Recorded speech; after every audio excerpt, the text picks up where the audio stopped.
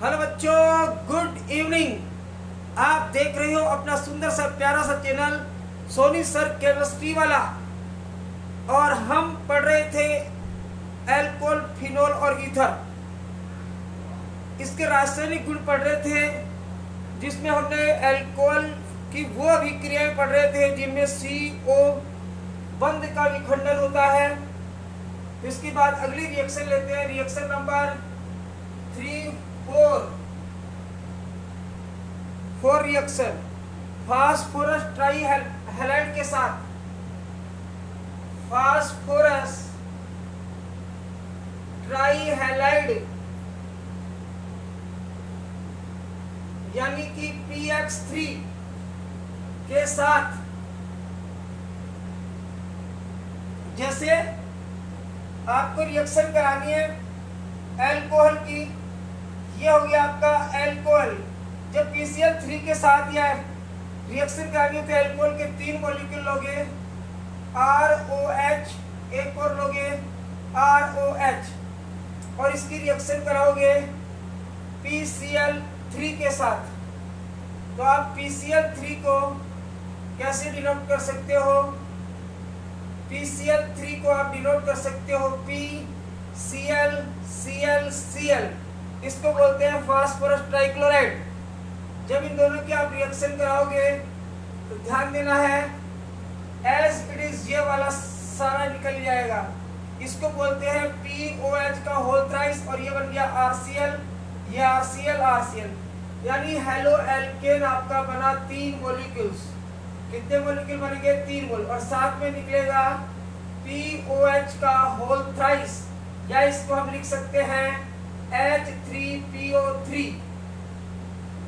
तो ये थी एल्कोहल की PCl3 के साथ क्रिया। ये आपने हेलो एल्केन बनाने की मेथड पढ़ चुके हो। इसके बाद next reaction number 5 phosphorus pentachloride के साथ। फास्फोरस पेंटाक्लोराइड यानी कि PCl5 के साथ रिएक्शन पढ़ना है। तो जब एल्कोहल रिएक्शन, जैसे ये आप लिखोगे ROH, PCl3 को आप रिएक्शन कराते समय ऐसे लिख देना PCl3Cl। जब इन दोनों की रिएक्शन होगी तो ये लेगा, ये ले लेगा, तो RCl बनेगा, HCl बनेगा और POCl3 बन जाएगा। इस प्रकार से हमारे पास मिलेगा RCl, HCl प्लस POCl3। इस प्रकार से PCl3 और PCl5 के साथ एल्कोहल की रिएक्शन जब कराते हैं तो हमें हेलो एल्केन प्राप्त होती है। Please take a screenshot.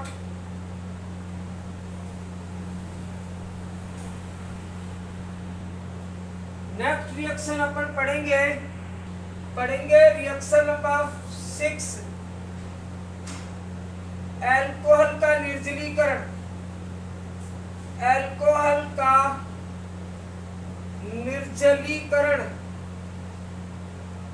निर्जलीकरण का मतलब डिहाइड्रेशन, जल का बाहर निकलना।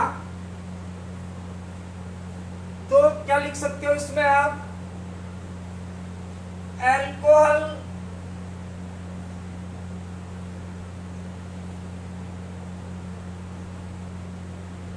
सांद्र H2SO4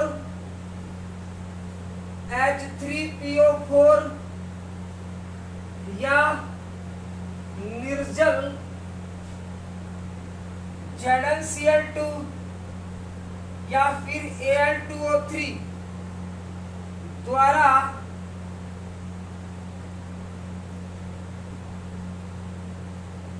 निर्जलीकरण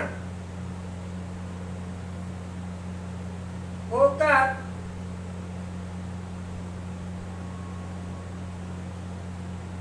एल्कीन बनाता है।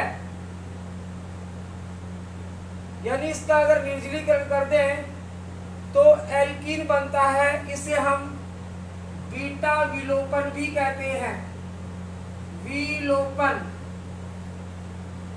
तो ये ध्यान रखना, बीटा विलोपन की रिएक्शन है। एल्कीन बनाने की मेथड 11th क्लास में आपने पढ़ी है। जैसे मान लीजिए आपके पास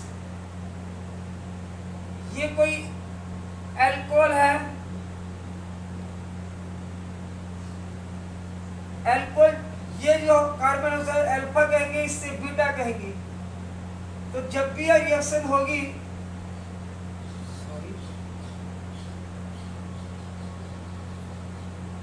ये रिएक्शन होगी, ये अल्फा कार्बन, ये बीटा कार्बन, ऐसे कर लीजिए आप, डायरेक्टली समझ लीजिए। जो एल्कोहल है, एल्कोहल CH3 CH2OH, और इस हाइड्रोजन को, ये अल्फा कार्बन, ये बीटा कार्बन है, यहां से भी मुझे हाइड्रोजन हटानी है, तो इसको मैं ऐसे लिख सकता हूं, ये है एथिल अल्कोहल, ये एथिल अल्कोहल है। जब इसका निर्जलीकरण अपन करते हैं, किसकी प्रेजेंस में, निर्जल ZnCl2 की प्रेजेंस में, तो यहां से एज इट इज ये जल का मॉलिक्यूल निकल जाता है और हमें एल्कीन प्राप्त होती है। इसको अपन कहते हैं एथीन। तो अल्कोहल का निर्जलीकरण अगर एसिड की प्रेजेंस में या फिर निर्जल जिंक क्लोराइड की उपस्थिति में कर लें तो एथीन प्राप्त होती है। तो this reaction will be noted in your notebook.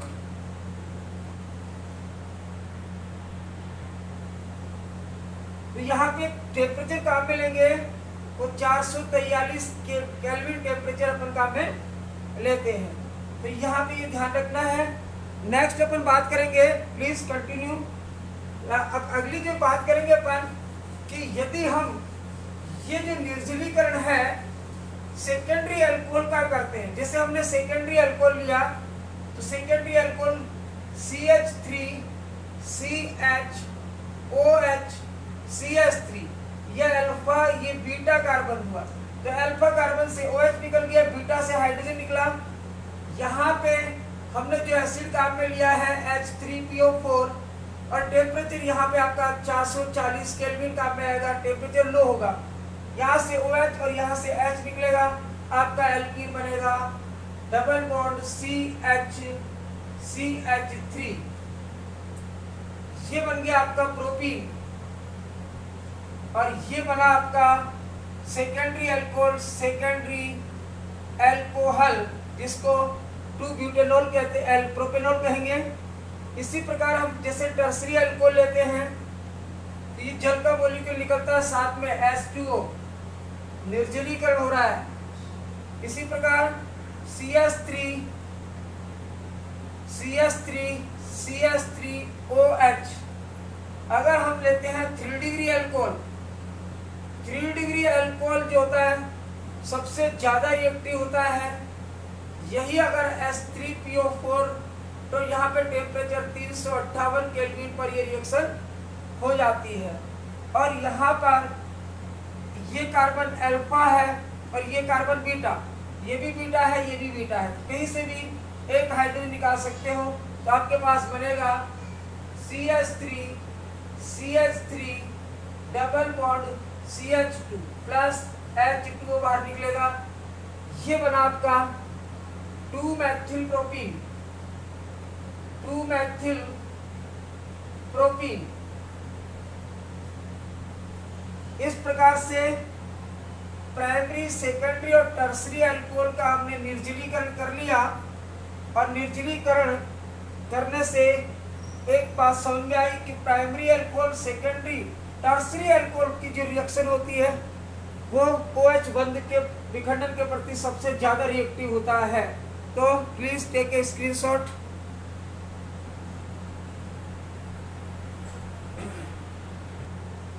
तो अल्कोहलों के निर्जलीकरण में हम देखते हैं CO बंध का विखंडन होता है। इस बात को आप मेंशन कर सकते हो कि अल्कोहल के निर्जलीकरण में CO बंध का विखंडन होता है, अतः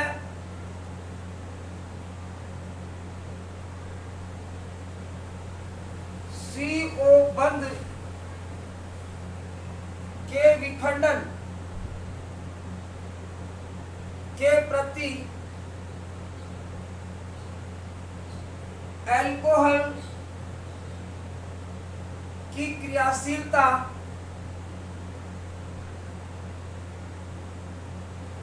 का क्रम हम लिख सकते हैं। CO बंध के विखंडन के प्रति अल्कोहल की क्रियाशीलता का क्या क्रम होगा? 3 डिग्री अल्कोहल जो है उसमें सबसे लो टेम्परेचर पर CO बंध टूटेगा, इसके बाद 2 डिग्री अल्कोहल और इसके बाद 1 डिग्री अल्कोहल। तो आपने देखा CO बंध का विखंडन यहाँ पे हो रहा था 443 केल्विन पर। यहाँ पे जो हमने लिया 2 डिग्री अल्कोहल तो हमने देखा 440 पर केल्विन पर ये हुआ था, और ये 300 यहाँ पे 358 केल्विन पर, यहाँ पे 440 केल्विन, यहाँ पे 443 केल्विन। तो इसका मतलब विखंडन के CO बंध विखंडन के प्रतिक्रियाशीलता 3 डिग्री अल्कोहल ज्यादा दिखाता है और 1 डिग्री अल्कोहल कम दिखाता है। तो प्लीज टेक ए स्क्रीनशॉट। अब बात करेंगे निर्जलीकरण की क्रियाविधि क्या है। निर्जलीकरण की क्रियाविधि, निर्जलीकरण की क्रियाविधि चेक करेंगे अपन। तो निर्जलीकरण की क्रियाविधि 3 स्टेप में होती है। सबसे पहला स्टेप नंबर फर्स्ट, पहले स्टेप में जो आपका एथिल अल्कोहल है उस एथिल अल्कोहल पर प्रोटॉन का आक्रमण होता है और क्या बनाता है? प्रोटोनीकृत अल्कोहल का निर्माण। तो सबसे पहला प्रोटोनेटेड अल्कोहल का निर्माण होता है। कैसे होता है? सबसे पहले ये आपका अल्कोहल है, एथिल अल्कोहल ले लेते हैं, CH3CH2 एथिल अल्कोहल है। इस पर सबसे पहले रिएक्शन कौन करता है? प्रोटीन। तो प्रोटॉन यहाँ पे रिएक्शन करेगा, इसके साथ बनाएगा तो प्रोटोनेटेड अल्कोहल बनेगा। तो CH3CH2OH2+, इसको बोलते हैं प्रोटोनेटेड अल्कोहल, जिसको प्रोटोनीकृत अल्कोहल कहते हैं। सेकंड में ये जो प्रोटोनीकृत अल्कोहल है या प्रोटोनेटेड अल्कोहल है उसमें जल का निष्कासन हो जाता है और कार्बोधनायन बनता है। स्टेप नंबर 2, दूसरे स्टेप में कार्बोधनायन का निर्माण, जो आपका प्रोटोनेटेड अल्कोहल है उसमें से जल का निष्कासन हो जाता है। ये जल निकल जाएगा यहाँ से और जल निकलते ही बन जाएगा CH3+H2O। ये बन गया एथिल कार्बोधनायन। एथिल कार्बोधनायन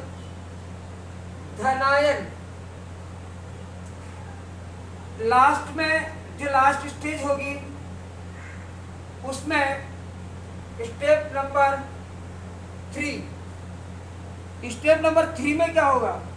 यहां से प्रोटॉन का निष्कासन होगा और एल्कीन का निर्माण। प्रोटॉन का निष्कासन एवं एल्कीन का निर्माण। अब ये आपका ले लिया आपने कार्बोधनाइन जो था, इस कार्बोधनाइन ने अपना इलेक्ट्रॉन, एक प्रोटॉन दिया, यहाँ पे इलेक्ट्रॉन दिया, तो ये इलेक्ट्रॉन दिया तो प्लस चार्ज गायब और आपका बच जाएगा CH2 डबल बॉन्ड CH2। ये आपकी एल्कीन यानी कि एथीन बन गई। तो इस प्रकार से हम एल्कोहल के निर्जलीकरण की क्रिया को 3 स्टेप पे समझ सकते हैं। और ये जो क्रिया है वो इम्पोर्टेंट रिएक्शन है। बोर्ड के एग्जाम में बार बार ये पूछा जाता है कि एथेनॉल के निर्जलीकरण की क्रिया लिखो, तो आपको ये क्रिया विधि समझानी है, तो प्लीज टेक ए स्क्रीनशॉट।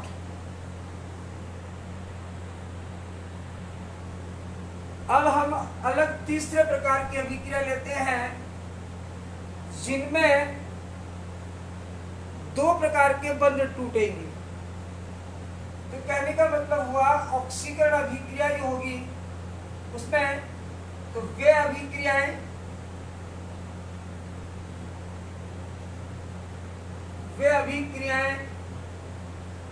जिनमें CH व OH बंध विखंडन होता है।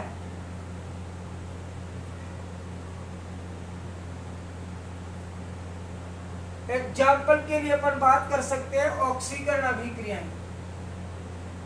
ऑक्सीकरण अभिक्रियाएं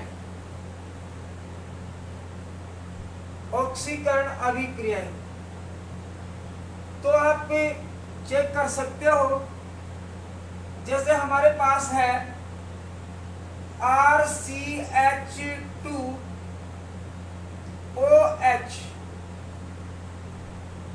यहाँ पे एक तो ये बॉन्ड टूटेगा, इस H को यहाँ लिख देता हूँ और एक H यहाँ लिख देता हूँ। तो यहाँ पे ये वाला बॉन्ड टूटेगा और ये वाला टूटेगा, और ये रिएक्शन KMnO4 एसिडिक है, अम्लीय है, उसकी उपस्थिति में ये निकल जाएगा आपका H2 और बन जाएगा आपका RCHO। क्लियर? तो ये बन गया आपका एल्डिहाइड।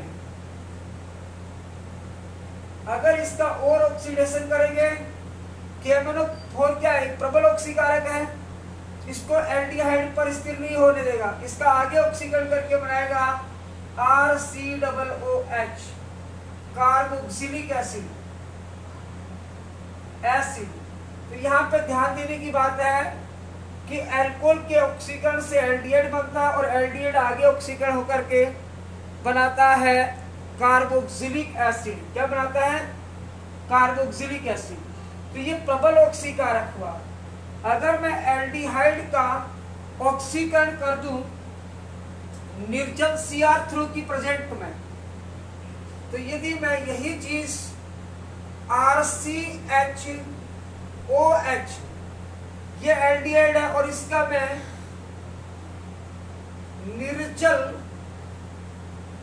CrO3 की उपस्थिति में यदि मैं इसका ऑक्सीकरण करूंगा, तो यहां से सेम चीज ये निकल जाएगी और बनेगा RCHO, एल्डिहाइड। यहाँ पे ये इसको एल्डिहाइड पे रोक देगा। ठीक है, इसके बाद अपन एक और बात करेंगे।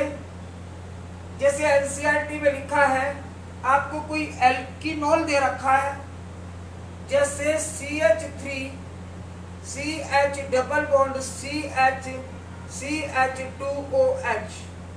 अगर इसका ऑक्सीकरण अपन करा रहे हैं, KMnO4 की प्रेजेंस में कराओ या इसकी प्रेजेंस में करा दो CrO3, तो ये केवल आपको OH बंद टूटेगा और यहाँ से H, डबल बॉन्ड पर कोई इफेक्ट नहीं पड़ेगा। तो आप बना सकते हो CH3 CH डबल बॉन्ड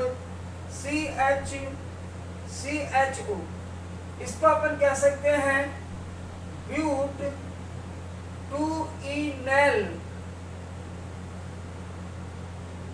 इस प्रकार से ये ऑक्सीकरण की रिएक्शन होती है। Please take a screenshot.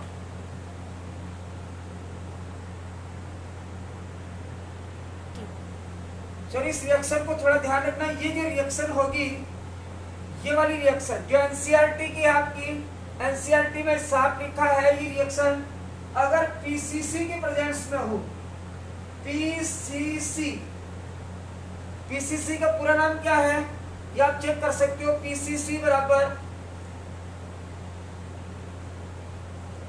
पिरिडीनियम chloro chromate, इसकी उपस्थिति में ये रिएक्शन होती है तो डबल बॉन्ड पे कोई फर्क नहीं पड़ेगा और आप बना सकते हो ब्यूट टू इनल। अगर यही रिएक्शन KMnO4 की प्रेजेंस में हो तो डबल बॉन्ड भी ऑक्सीडाइज हो जाएगा। ठीक है, तो इस प्रकार से आप ये रिएक्शन ले सकते हो। Please take a screenshot.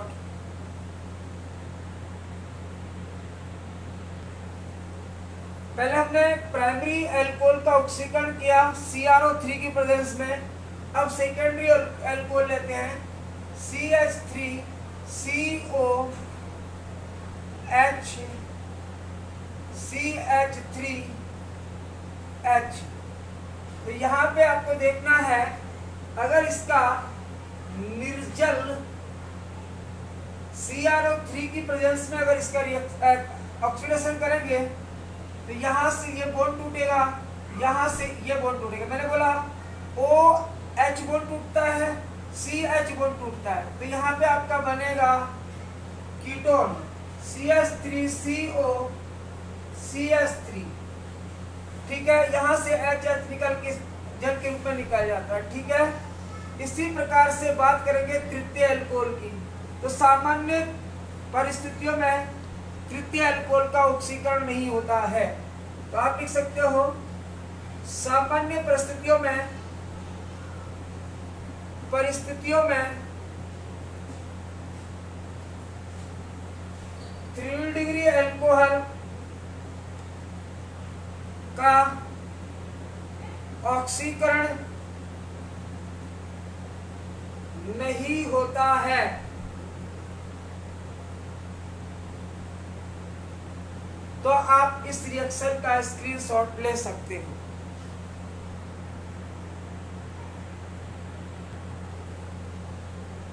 तो यहाँ पे अपन बात करेंगे विहाइड्रोहैलोजनीकरण। विहाइड्रोहैलोजनीकरण जब 1 डिग्री अल्कोहल और 2 डिग्री अल्कोहल को 573 केल्विन ताप पर प्रवाहित करेंगे तो एल्डिहाइड और कीटोन बनेंगे और साथ में 3 डिग्री अल्कोहल का निर्जलीकरण होगा और उसके बाद बनेगा जल। तो एक बार यहां से स्टार्ट करते हैं। CH3CH2OH ध्यान देने का है। इसको अगर मैं गर्म करता हूं 573 पर प्रवाहित करता हूं तो यहां से इसका निर्जलीकरण नहीं होगा बल्कि प्रवाहित करके एल्डिहाइड बनेगा, इसका ऑक्सीडेशन हो जाएगा। ऑक्सीडेशन हो जाएगा तो यहाँ से H और यहाँ से H टूटेगा और बनाएगा एल्डिहाइड CH3, एल्डिहाइड बन जाएगा। और यदि मैं द्वितीय अल्कोहल का, अगर मैं अल्कोहल को द्वितीय अल्कोहल लूं और इसको 573 केल्विन पर गर्म करूं, प्रवाहित करूं तो यहाँ से ये बॉन्ड टूटेगा, यहां से ये बॉन्ड टूटेगा, OH वाला टूटेगा, यहां से H निकलेगा। तो यहाँ पे निकलेगा क्या? हाइड्रोजन निकलेगा, ध्यान रखना। और यहाँ पे एक हाइड्रोजन, यहाँ से एक 2 कर दूं, यहाँ पे H, तो ये दोनों हाइड्रोजन निकलेगा और बनेगा कीटोन। कीटोन बनता है। लेकिन अगर मैं 3 डिग्री अल्कोहल लेता हूं, अगर मैं 3 डिग्री अल्कोहल लेता हूं तो इसका निर्जलीकरण हो जाएगा, लीकरण, और निर्जलीकरण होकर यहां से H और यहां से H, यहां से OH निकल जाएगा और यहां से निकलेगा आपका H। तो आपके पास बनेगा एल्कीन।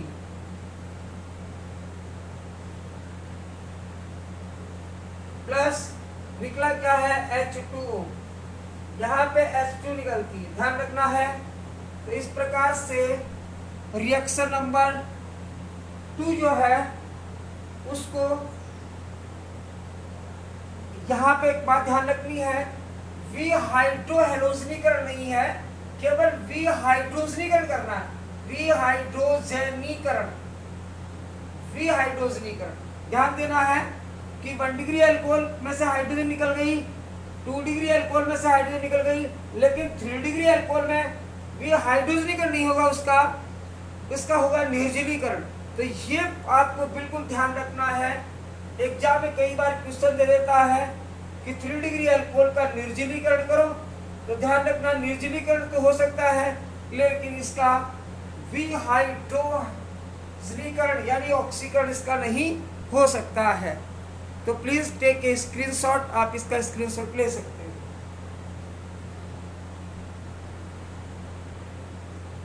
तो बच्चों, आज हमने अल्कोहल की रासायनिक अभिक्रियाएं पढ़ी है और रासायनिक अभिक्रिया कंप्लीट हमने कर ली अल्कोहल की। और अब हम मिलते हैं नेक्स्ट वीडियो में। तो प्लीज़ वीडियो को लाइक करना, शेयर करना, कमेंट्स करना। धन्यवाद।